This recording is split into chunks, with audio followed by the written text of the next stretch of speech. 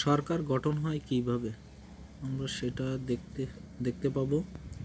একটা সরকার গঠন হওয়ার কিছু ধাপ আছে, সেই ধাপগুলো আমরা পরপর দেখতেছি। একটি সরকার গঠন হওয়ার জন্য দুটো ধাপ, একনায়কতন্ত্র আর গণতন্ত্র। বাংলাদেশের ভিতরে দুটো তন্ত্র হিসাবে গঠিত হয়। সেই গণতন্ত্রকে আবার দুই ভাগে বিভক্ত হয়েছে, একটা হচ্ছে প্রত্যক্ষ গণতন্ত্র, একটা হচ্ছে পরোক্ষ গণতন্ত্র।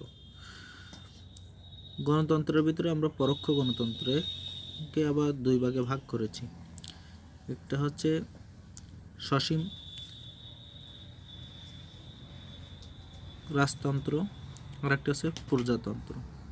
সসীম রাজতন্ত্রকে আবার দুই ভাগে ভাগ করা হয়, এককেন্দ্রিক এবং যুক্তরাষ্ট্রীয়। এককেন্দ্রিক রাষ্ট্রে সরকার দুইভাবে গঠিত করে, একটা হচ্ছে মন্ত্রিসভা শাসিত আর একটা হচ্ছে রাষ্ট্রপতি শাসিত। যুক্তরাষ্ট্রীয় মন্ত্রিসভা শাসিত ও রাষ্ট্রপতি সভা শাসিত। একটা সরকার গঠনে